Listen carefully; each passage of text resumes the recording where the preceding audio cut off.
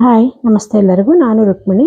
ಇವತ್ತೊಂದು ವೆಜ್ ಬಿರಿಯಾನಿ ಮಾಡೋದು ಹೇಗೆ ಅಂತ ತೋರಿಸ್ಕೊಡ್ತಾ ಇದ್ದೀನಿ. ಸಿಂಪಲ್ ಆಗಿ ಕಡಿಮೆ ಸಮಯದಲ್ಲಿ ಸ್ವಲ್ಪನೇ ಪದಾರ್ಥಗಳನ್ನು ಯೂಸ್ ಮಾಡಿ ಮತ್ತೆ ಮಸಾಲೆ ಏನು ರುಬ್ದಲೆ ಸಿಂಪಲ್ ಆಗಿ ಬ್ಯಾಚುಲರ್ ಕೂಡ ಮಾಡ್ಕೋಬಹುದು. ಅಷ್ಟು ಚೆನ್ನಾಗಿರುತ್ತೆ, ಅಷ್ಟು ಟೇಸ್ಟಿಯಾಗಿ ಕೂಡ ಬರುತ್ತೆ.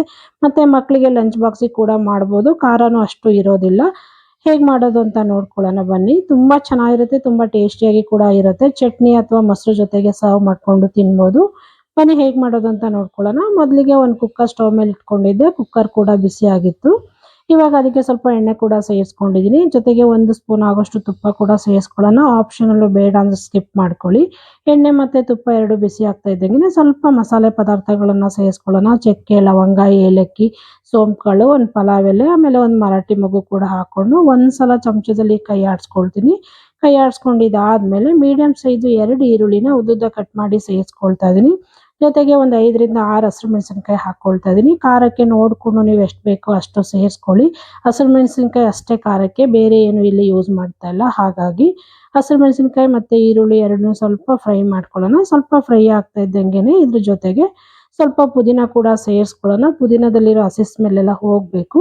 ಹಾಗಾಗಿ ಇದ್ರ ಜೊತೆಗೆ ಸ್ವಲ್ಪ ಪುದೀನ ಕೂಡ ಸೇರಿಸ್ಕೊಂಡು ಪುದೀನ ಕೂಡ ಫ್ರೈ ಮಾಡ್ಕೊಳ್ಳೋಣ. ಈಗ ಈರುಳ್ಳಿ, ಹಸಿಮೆಣಸಿನಕಾಯಿ, ಪುದೀನ ಇಷ್ಟೂ ಚೆನ್ನಾಗಿ ಹಸಿ ಸ್ಮೆಲ್ ಎಲ್ಲ ಹೋಗೋವರೆಗೂ ನೀಟಾಗಿ ಫ್ರೈ ಮಾಡ್ಕೊಂಡು ತಗೊಳ್ಳೋಣ.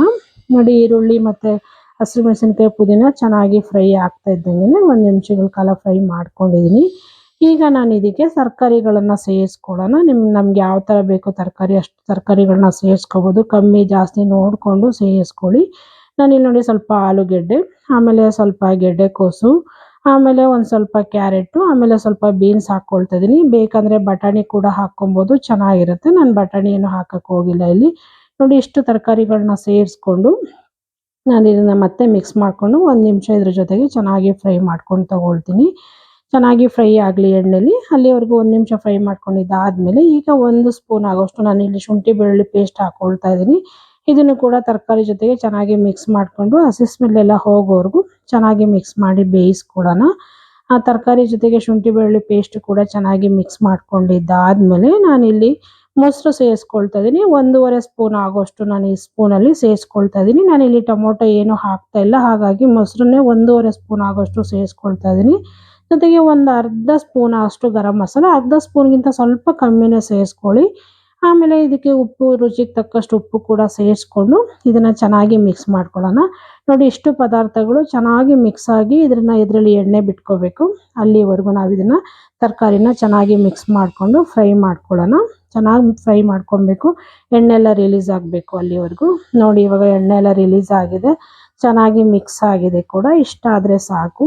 ನಾನಿವಾಗ ಇದಕ್ಕೆ ಅಕ್ಕಿನ ಸೇರಿಸ್ಕೊಳ್ತಾ ಇದ್ದೀನಿ. ನಾನು ಡೈರೆಕ್ಟಾಗಿ ಅಕ್ಕಿ ತೊಳೆದು ಸೇರಿಸ್ಕೊಳ್ತಿದ್ದೀನಿ. ಯಾವುದೇ ಕಾರಣಕ್ಕೂ ನೆನೆಸಕ್ಕೆ ಹೋಗಿಲ್ಲ. ನೆನೆಸಿ ಕೂಡ ಮಾಡ್ಬೋದು, ತುಂಬ ಚೆನ್ನಾಗಿ ಬರುತ್ತೆ. ನಾನು ಡೈರೆಕ್ಟಾಗಿ ತೊಳೆದು ಹಾಕ್ಕೊಳ್ತಾ ಇದ್ದೀನಿ. ಇವಾಗ ಅಕ್ಕಿ ಕೂಡ ಇದ್ರ ಜೊತೆಗೆ ಮಿಕ್ಸ್ ಮಾಡಿಕೊಂಡು ಚೆನ್ನಾಗಿ ಮಿಕ್ಸ್ ಮಾಡ್ಕೊಳ್ಳೋಣ, ಒಂದಕ್ಕೊಂದು ಹೊಂದ್ಕೊಳ್ಳೋ ಥರ. ತರಕಾರಿ, ಅಕ್ಕಿ ಎಲ್ಲ ಚೆನ್ನಾಗಿ ಹೊಂದ್ಕೊಂಡಿದ್ದಾದಮೇಲೆ ನಾನು ಇದಕ್ಕೆ ನೀರು ಸೇರಿಸ್ಕೊಳ್ತೀನಿ. ನೀರು ಸೇರಿಸ್ಕೊಂಡು ಇದನ್ನು ಮಿಕ್ಸ್ ಮಾಡ್ಕೊಳ್ಳೋಣ. ನೋಡಿ, 1 ಗ್ಲಾಸ್ ಅಕ್ಕಿ ಹಾಕ್ಕೊಂಡಿದ್ದೆ, ಅದಕ್ಕೆ 2 ಗ್ಲಾಸ್ ಆಗೋಷ್ಟು ನಾನು ಇಲ್ಲಿ ನೀರು ಸೇರಿಸ್ಕೊಳ್ತಾ ಇದ್ದೀನಿ. ಅಕ್ಕಿ ಏನಾದರೂ ನೆನೆಸಿದ್ವಿ ಅಂದರೆ 1.5 ಗ್ಲಾಸ್ ಆಗೋಷ್ಟು ನೀರು ಸೇರಿಸ್ಕೊಂಡ್ರೆ ಸಾಕು. ನೆನೆಸ್ದೇ ಇರೋದ್ರಿಂದ ನಾನು 2 ಗ್ಲಾಸ್ ಆಗೋಷ್ಟು ನೀರು ಕೂಡ ಸೇರಿಸ್ಕೊಂಡು ನೋಡಿ ಇದನ್ನು ಒಂದ್ಸಲ ಮಿಕ್ಸ್ ಮಾಡ್ಕೊಳ್ತೀನಿ. ನೀಟಾಗಿ ಮಿಕ್ಸ್ ಮಾಡ್ಕೊಂಡಿದ್ದಾದಮೇಲೆ ಇದು ಸ್ವಲ್ಪ ಕೊತ್ತಂಬರಿ ಸೊಪ್ಪು ಉದುರಿಸ್ಕೊಳ್ಳೋಣ. ಆಪ್ಷನಲ್ಲು, ಬೇಡ ಅಂದರೆ ಸ್ಕಿಪ್ ಕೂಡ ಮಾಡ್ಕೊಬೋದು. ಸ್ವಲ್ಪ ಕೊತ್ತಂಬರಿ ಸೊಪ್ಪು ಕೂಡ ಉದುರಿಸಿ ಇನ್ನೊಂದು ಸಲ ನಾನು ಇದನ್ನು ಚೆನ್ನಾಗಿ ಮಿಕ್ಸ್ ಮಾಡ್ಕೊಳ್ತೀನಿ. ಮಿಕ್ಸ್ ಮಾಡ್ಕೊಂಡಿದ್ದಾದಮೇಲೆ ಕುಕ್ಕರ್ ಲಿಡ್ ಮುಚ್ಚಿಬಿಟ್ಟು 2 ವಿಷಿಲ್ ಕೂಗಿಸ್ಕೊಳ್ಳೋಣ ಸಾಕು. 2 ವಿಷಿಲ್ ಕೂಗಿಸ್ಕೊಂಡ್ರೆ ಪಲಾವ್ ಕೂಡ ಸೂಪರಾಗಿ ರೆಡಿ ಆಗುತ್ತೆ. ನೋಡಿ, ಮಿಕ್ಸ್ ಮಾಡ್ಕೊಂಡಿದ್ದಾಗಿದೆ. ಇವಾಗ ಲಿಡ್ ಮುಚ್ಚಿಬಿಟ್ಟು 2 ವಿಷಿಲ್ ಕೂಗಿಸ್ಬಿಟ್ಟು ಆಮೇಲೆ ತಣ್ಣಗಾದ್ಮೇಲೆ ತೆಗೆದು ತೋರಿಸ್ತೀನಿ. ನೋಡಿ, ಇಷ್ಟೇ. ಇದು ಸಿಂಪಲ್ಲಾಗಿ ಮಾಡ್ಕೋಬೋದು, ತುಂಬ ಚೆನ್ನಾಗಿರುತ್ತೆ. ಬ್ಯಾಚುಲರ್ ಕೂಡ ಮಾಡ್ಕೋಬೋದು. ನೋಡಿ, ಆಗಿದೆ. ತಣ್ಣಗಾದ್ಮೇಲೆ ತೆಗೆದು ತೋರಿಸ್ತಾ ಇದ್ದೀನಿ. ಪಲಾವ್ ಅಂತೂ ಸೂಪರಾಗಿ ರೆಡಿಯಾಗಿದೆ. ಒಳ್ಳೆ ಫ್ಲೇವರ್ ಕೂಡ ಬರ್ತಾ ಇದೆ. ಅದ್ಭುತವಾಗಿ ರೆಡಿಯಾಗಿದೆ. ಮಕ್ಕಳು ಲಂಚ್ ಬಾಕ್ಸಿಗೆ ಹಾಕ್ಬೋದು, ಇಲ್ಲ ಸಂಜೆ ಡಿನ್ನರ್ಗೆ ಹಾಕ್ಬೋದು, ಬೆಳಗ್ಗೆ ಬ್ರೇಕ್ಫಾಸ್ಟ್ಗೆ ಹಾಕ್ಬೋದು, ಯಾವುದಕ್ಕೆ ಬೇಕಾದರೂ ಮಾಡ್ಕೋಬೋದು. ಸಿಂಪಲ್ಲಾಗಿ ತುಂಬಾ ಚೆನ್ನಾಗಿ ಬರುತ್ತೆ. ನೀವು ಒಂದ್ಸಲ ಈ ವಿಧಾನದಲ್ಲಿ ಟ್ರೈ ಮಾಡಿ ನೋಡಿ, ಹೇಗೆ ಬಂತು ಅಂತ ತಿಳಿಸಿ. ನೋಡಿ, ಈ ವೆಜಿಟೇಬಲ್ ಪಲಾವು ಸಿಂಪಲ್ಲಾಗಿ ಮಾಡಿರೋದು ನಿಮಗೆಲ್ಲ ಇಷ್ಟ ಆಯಿತು ಅಂದ್ಕೊಳ್ತೀನಿ. ಇಷ್ಟ ಆದರೆ ಲೈಕ್ ಮಾಡಿ, ಶೇರ್ ಮಾಡಿ, ಸಬ್ಸ್ಕ್ರೈಬ್ ಮಾಡ್ಕೊಳ್ಳಿ. ಹಾಗೆ ಪಕ್ಕದಲ್ಲಿರೋ ಬೆಲ್ಲೈಕನ್ ಕೂಡ ಕ್ಲಿಕ್ ಮಾಡಿ. ನಾನು ಯಾವುದೇ ವಿಡಿಯೋ ಹಾಕಿದರೂ ನಿಮಗೆ ನೋಟಿಫಿಕೇಷನ್ ಬರುತ್ತೆ. ನೋಡಿದ್ರಲ್ಲ ಎಷ್ಟು ಚೆನ್ನಾಗಿ ಕಾಣಿಸ್ತದೆ, ಎಷ್ಟು ಉದುರಾಗಿ ಬಂದಿದೆ ಅಂತ ಕೂಡ ಸರ್ವ್ ಮಾಡಿ ತೋರಿಸ್ತೀನಿ. ನೋಡಿ, ಇವಾಗ ಇಷ್ಟೇ. ಇದು ಈ ರೆಸಿಪಿ ನಿಮ್ಗೆ ಇಷ್ಟ ಆಗಿದೆ ದಯವಿಟ್ಟು ಸಬ್ಸ್ಕ್ರೈಬ್ ಮಾಡೋದನ್ನ ಮಾತ್ರ ಮರಿಬೇಡಿ. ಹೀಗೆ ನೋಡ್ತಾ ಇರಿ, ಸಪೋರ್ಟ್ ಮಾಡ್ತಾ ಇರಿ ಅಂತ ಕೇಳ್ಕೊಳ್ತೀನಿ. Thank you friends, thank you for watching. ಇನ್ನಷ್ಟು ಈಸಿ ರೆಸಿಪಿಗಳೊಂದಿಗೆ ಮತ್ತೆ ಸಿಗ್ತೀನಿ. Thank you.